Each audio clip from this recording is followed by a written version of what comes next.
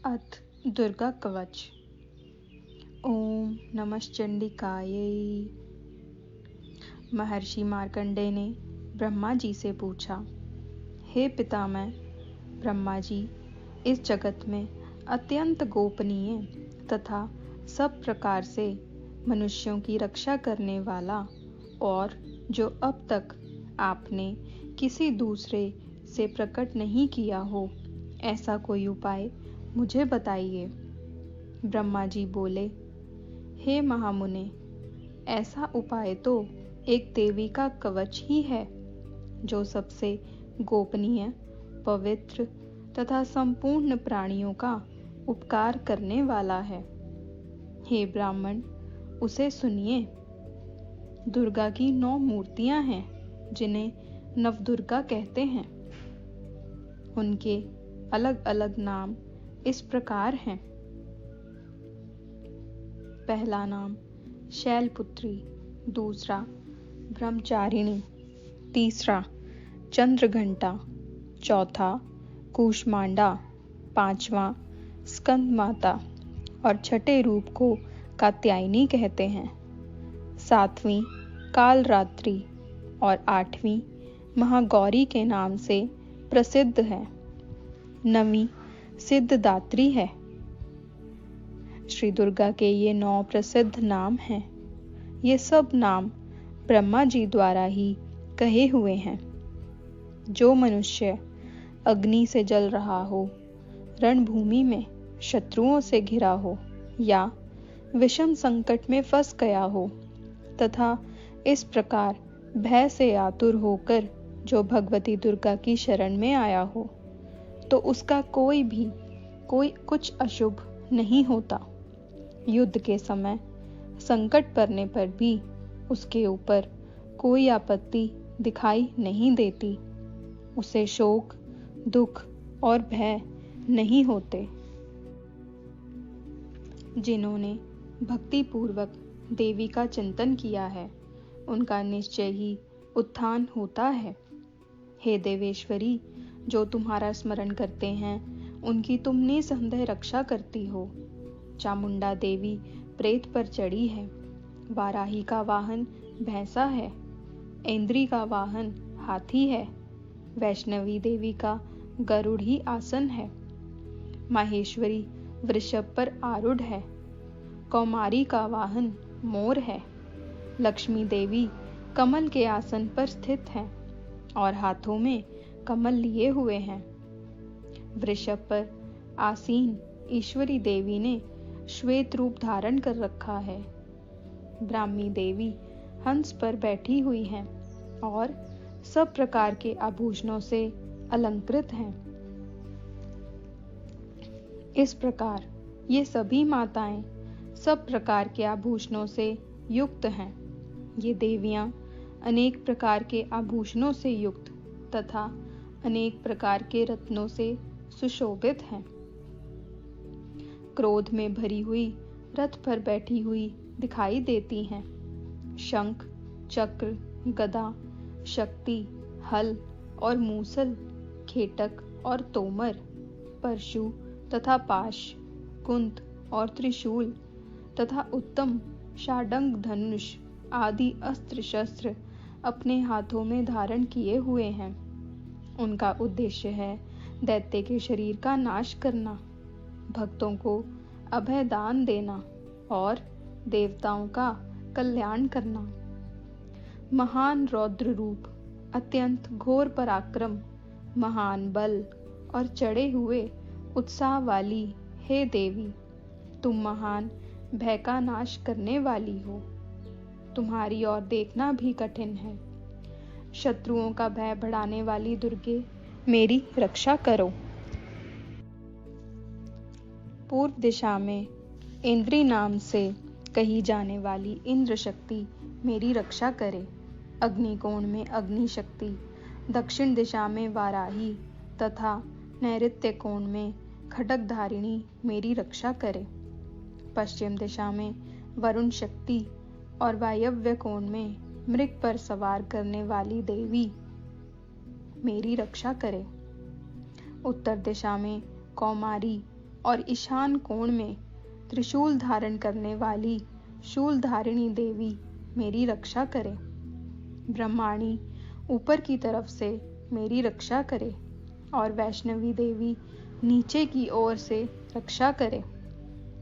इसी प्रकार शव को अपनी सवारी बनाने वाली चामुंडा देवी दशों दिशाओं में मेरी रक्षा करे। जया मेरे अग्रभाग की और विजया पीछे की ओर से रक्षा करे। वाम भाग की अजिता और दक्षिण भाग में अपराजिता मेरी रक्षा करे। उद्योतिनी शिखा की रक्षा करे और उमा मूर्धा स्थान की रक्षा करे। ललाट में मालाधारी बचावे और यशस्विनी देवी मेरी बाहों को बचाए। बाहों के बीच में त्रिनेत्रा और नासिका की यमघंटा देवी रक्षा करे। दोनों नेत्रों के मध्य भाग में शंखिनी और कानों में द्वारकावासिनी रक्षा करे। कालिका देवी गालों की तथा भगवती शांकरी कानों के मूल की रक्षा करे। नासिका में सुगंधा और ऊपर के होठ में चर्चिका देवी रक्षिका करे। नीचे के ओठ में अमृत कला तथा जीभ की सरस्वती रक्षा करे। कौमारी दांतों की और चंडिका कंठ स्थान की रक्षा करे। चित्रघंटा गले की, घुटकी की और महामाया तालू में रहकर रक्षा करे। कामाक्षी ठोडी की और सर्वमंगला मेरी वाणी की रक्षा करे। भद्रकाली गर्दन में और धनुर्धरी मेरुदंड की रक्षा करे। कंठ के भारी भाग की नीलग्रीवा और कंठ की नाली की नलकुबरी रक्षा करे। दोनों कंधों में खडिग्नि और मेरी दोनों भुजाओं की रक्षा ब्रजधारिणी करे। दोनों हाथों की दंडिनी और अंगुलियों की अंबिका रक्षा करे। शूलेश्वरी नखों की रक्षा करे। कुलेश्वरी कोख में रहकर रक्षा करे। महादेवी दोनों स्तनों की और शोक विनाशिनी देवी मन की रक्षा करे। ललिता देवी हृदय में और शूलधारिणी पेट में रहकर मेरी रक्षा करे। नाभि की कामिनी और गुम भाग की गुहेश्वरी रक्षा करे। पूतना और कामिनी लिंग की और माहिष्वाहिनी गुदा की रक्षा करे। भगवती कमर की और विंध्यवासिनी घुटनों की रक्षा करे। संपूर्ण कामनाओं को देने वाली महाबली देवी दोनों जंगाओं की रक्षा करे। नरसिंगी दोनों एड़ियों की और तेजस्वी देवी दोनों पांव के ऊपरी भाग की रक्षा करे। श्रीदेवी पैरों की उंगलियों में और स्थलवासिनी पैरों के तलुओं की रक्षा करे। दृष्टाकराली देवी नखों की और ऊर्ध्वकेशविनी देवी बालों की रक्षा करे। रोमावलियों के छेदों की कौवेरी और त्वचा की वागीश्वरी रक्षा करे। पार्वती देवी रक्त, मज्जा, वसा, मांस, हड्डी और मैदे की रक्षा करे।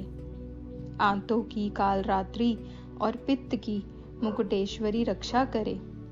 मूलाधार आदि पद्म कोशों में पद्मावती और कफ में चूड़ामणि देवी स्थित होकर रक्षा करे। नखों के तेज की ज्वालामुखी रक्षा करे।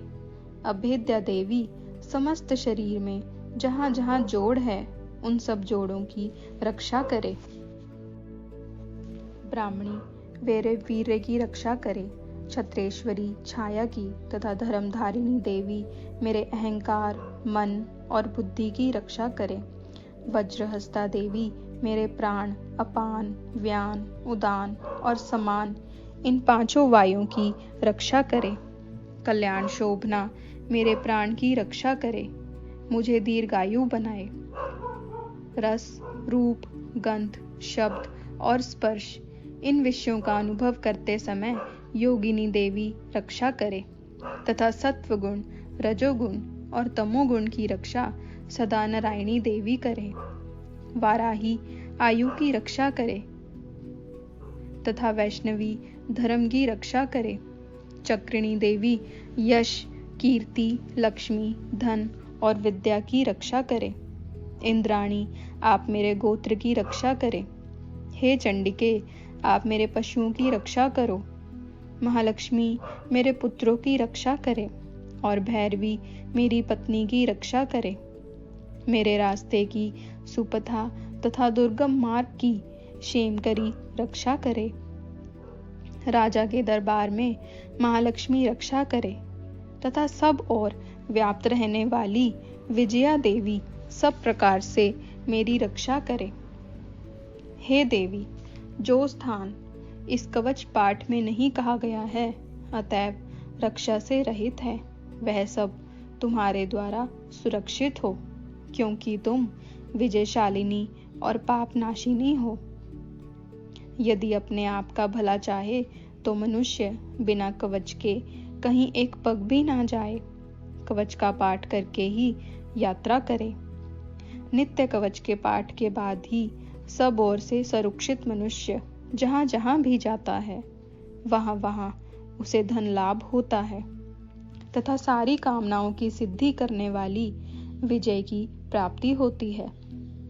वह जिस जिस अभीष्ट वस्तु का चिंतन करता है, उसको निश्चय ही प्राप्त करता है। वह पुरुष इस पृथ्वी पर अतुलनीय महान ऐश्वर्य का भागी होता है। कवच से सुरक्षित मनुष्य निडर हो जाता है। संग्राम में उसकी पराजय नहीं होती तथा वह तीनों लोकों में पूजनीय होता है।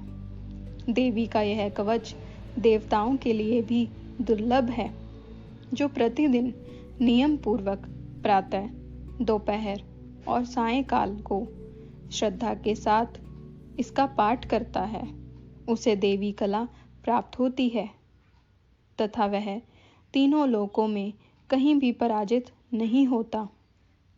वह अकाल मृत्यु रहित हो 100 से भी अधिक वर्षों तक जीवित रहता है। लुता, चेचक, कोढ़ आदि उसकी संपूर्ण व्याधियां नष्ट हो जाती हैं। स्थावर जंगम कृत्रिम विष, ये सभी प्रकार के विष दूर हो जाते हैं। उनका कोई असर उस पर नहीं होता। इस पृथ्वी पर मारण मोहन आदि जितने अभिचारक प्रयोग होते हैं तथा इस प्रकार के जितने मंत्र यंत्र होते हैं, वे सब इस कवच को हृदय में धारण करने के लेने पर उस मनुष्य को देखते ही नष्ट हो जाते हैं। पृथ्वी पर विचरने वाले आकाशचारी, जल से प्रकट होने वाले, उपदेश मात्र से होने वाले भूत आदि, अपने जन्म के साथ प्रकट होने वाले देवता, कुल देवता, माला, डाकिनी, शाकिनी, अंतरिक्ष में विचरने वाली अत्यंत बलवती भयानक चुड़ैलें, ग्रह, भूत, पिशाच, यक्ष, गंधर्व, राक्षस, ब्रह्म राक्षस, बेताल, कूष्मांड और भैरव आदि अनिष्ट करने वाले देवता भी हृदय में कवच धारण किए रहने पर उस मनुष्य को देखते ही भाग जाते हैं। कवचधारी पुरुष को राज्य से सम्मान और उन्नति की प्राप्ति होती है। यह कवच मनुष्य के तेज को बढ़ाने वाला और अति उत्तम है। कवच का पाठ करने वाला पुरुष अपनी कीर्ति से विभूषित पृथ्वी तल पर अपने सुयश के साथ साथ वृद्धि को प्राप्त होता है। जो पहले कवच का पाठ करके उसके बाद दुर्गा सप्तशती का पाठ करता है, उसकी जब तक वन, पर्वत और कानूनों सहित यह पृथ्वी टिकी है, पृथ्वी पर पुत्र पौत्र आदि संतान परंपरा बनी रहेगी। फिर देहांत होने पर वह पुरुष भगवती महामाया के प्रसाद से उस नित्य परम पद को प्राप्त होता है, जो देवताओं के लिए भी दुर्लभ है। वह सुंदर दिव्य रूप धारण करता और कल्याण में शंकर के साथ आनंद का भागी होता है। इति दुर्गा कवच भाषा संपूर्ण। जय माता दी। अथ अर्गला स्तोत्र। ओम नमः चंडिकायै। मार्कंडेय जी कहते हैं, जयंती, मंगला, काली, भद्रकाली, कपालिनी, दुर्गा, क्षमा, शिवा, धात्री, स्वाहा और स्वधा, इन नामों से प्रसिद्ध जगदम्बिके, तुम्हें मेरा नमस्कार हो। देवी चामुंडे, तुम्हारी जय हो। संपूर्ण प्राणियों की पीड़ा हरने वाली देवी, तुम्हारी सदा जय हो। सब में व्याप्त रहने वाली देवी, तुम्हारी जय हो। हे कालरात्रि, तुम्हें नमस्कार है। मधु और कैटभ का हनन करने वाली तथा ब्रह्मा जी को वरदान देने वाली देवी, तुम्हें नमस्कार है। तुम मुझे रूप दो, जय दो, यश दो और मेरे शत्रुओं का नाश करो। महिषासुर का वध करने वाली तथा भक्तों को सुख देने वाली हे देवी, तुम्हें नमस्कार है। तुम रूप दो, जय दो, यश दो और शत्रुओं का नाश करो। रक्त बीज का वध और चंड मुंड का नाश करने वाली हे देवी, तुम रूप दो, जय दो, यश दो और शत्रुओं का संहार करो। शुंभ और निशुंभ तथा धूमाक्ष का नाश करने वाली हे देवी, तुम रूप दो, जय दो, यश दो और शत्रुओं का नाश करो। सबके द्वारा पूजित युगल चरणों वाली तथा परम सौभाग्य प्रदान करने वाली हे देवी, तुम रूप दो, जय दो, यश दो और शत्रुओं का नाश करो। पापों को दूर करने वाली चंडिके, जो भक्ति पूर्वक तुम्हारे चरणों में मस्तक झुकाते हैं, उन्हें सर्वदा रूप दो, जय दो, यश दो और शत्रुओं का नाश करो। रोगों का नाश करने वाली चंडिके, जो श्रद्धा पूर्वक तुम्हारी स्तुति करते हैं, उन्हें रूप दो, जय दो, यश दो और शत्रुओं का नाश करो। चंडिके, इस संसार में जो भक्ति पूर्वक तुम्हारी आराधना करते हैं, उन्हें रूप दो, जय दो, यश दो और शत्रुओं का नाश करो। मुझे सौभाग्य व आरोग्य दो, परम सुख दो, रूप दो, जय दो, यश दो और शत्रुओं का नाश करो। जो मुझसे द्वेष करते हों, उनका नाश और मेरे बल की वृद्धि करो। रूप दो, जय दो, यश दो और शत्रुओं का नाश करो। हे देवी, मेरा कल्याण करो। मुझे उत्तम धन संपत्ति प्रदान करो। रूप दो, जय दो, यश दो और शत्रुओं का नाश करो। हे अंबिके, देवता और असुर दोनों ही अपने माथे के मुकुट की मणियों को तुम्हारे चरणों पर घिसते हैं, अर्थात तुम्हारे चरणों पर शीश झुकाते हैं। हे देवी, रूप दो, जय दो, यश दो और शत्रुओं का नाश करो। अपने भक्त को विद्वान, यशस्वी और लक्ष्मीवान बनाओ तथा रूप दो, जय दो, यश दो और शत्रुओं का नाश करो। प्रचंड दैत्यों के घमंड को चूर्णित करने वाली चंडिके, मुझ शरणागत को रूप दो, जय दो, यश दो और शत्रुओं का नाश करो।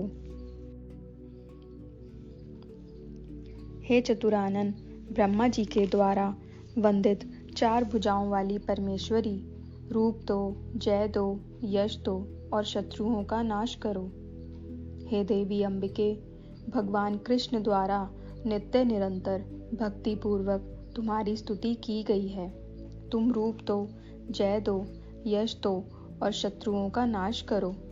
हिमाचल कन्या पार्वती के पति महादेव जी द्वारा वंदित परमेश्वरी, तुम रूप दो, जय दो, यश दो और शत्रुओं का नाश करो। इंद्र के द्वारा सद्भाव से पूजित परमेश्वरी, तुम रूप दो, जय दो, यश दो और शत्रुओं का नाश करो।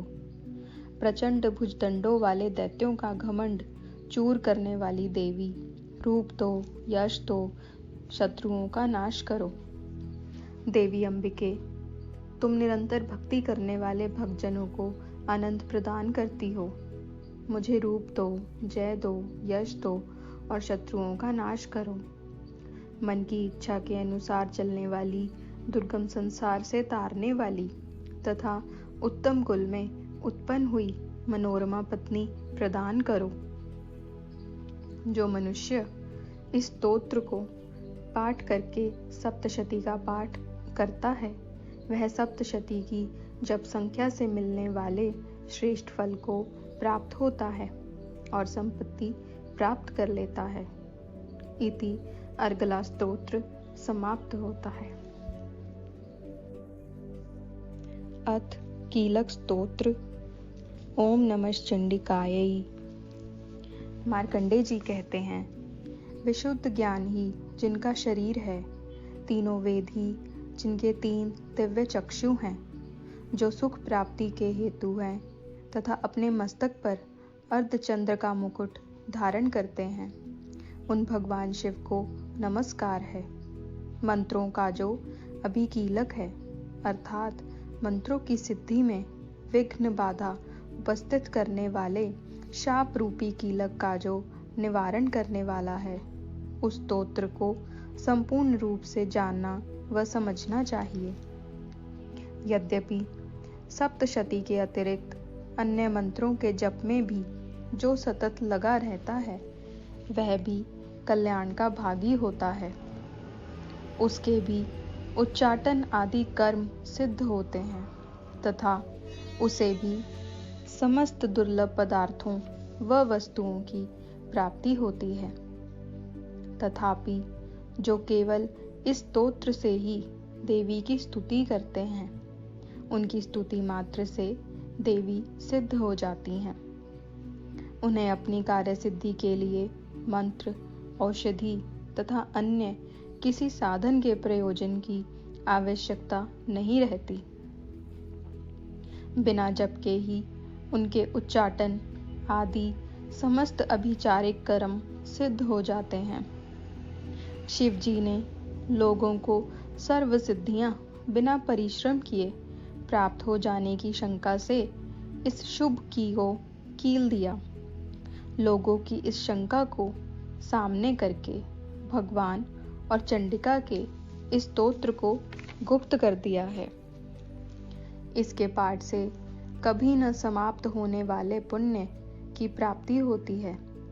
अन्य मंत्रों का जाप करने वाला पुरुष भी यदि इस स्तोत्र के जप को अनुष्ठान कर ले, तो वह भी पूर्ण रूप से कल्याण का भागी होता है। इसमें नाम मात्र भी संदेह नहीं है। जो साधक कृष्ण पक्ष की चतुर्दशी अथवा अष्टमी को एकाग्र मन से भगवती की सेवा में अपना सर्वस्व समर्पित कर देता है और फिर उसे प्रसाद रूप ग्रहण करता है, उसी पर भगवती प्रसन्न होती हैं, अन्यथा नहीं। इसी प्रकार सिद्धि के प्रतिबंधक रूप कीलक के द्वारा महादेव जी ने इस स्तोत्र को कीलित कर रखा है, जो पूर्व कथित रीति से निष्कीलन करके इस सप्तशती स्तोत्र का प्रतिदिन स्पष्ट उच्चारण पूर्वक पाठ करता है, वह मनुष्य सिद्ध हो जाता है, वही देवी का पार्षद होता है और वही गंधर्व भी होता है। सर्वत्र विचरते रहने पर भी इस संसार में उसे कहीं भी भय नहीं होता। वह अब मृत्यु के वश में नहीं पड़ता तथा शरीर त्यागने के लिए मोक्ष पद प्राप्त कर लेता है। अतः कीलन को जानकर उसका परिहार करके ही सप्तशती का पाठ आरंभ करें। जो ऐसा नहीं करता उसका नाश हो जाता है। इसलिए कीलक और निष्कीलन का ज्ञान प्राप्त करने पर ही स्तोत्र निर्दोष होता है और विद्वान पुरुष इस निर्दोष स्तोत्र का ही पाठ आरंभ करते हैं। स्त्रियों में जो कुछ भी सौभाग्य आदि दृष्टि गोचर होता है, वह सब देवी के प्रसाद का ही फल है।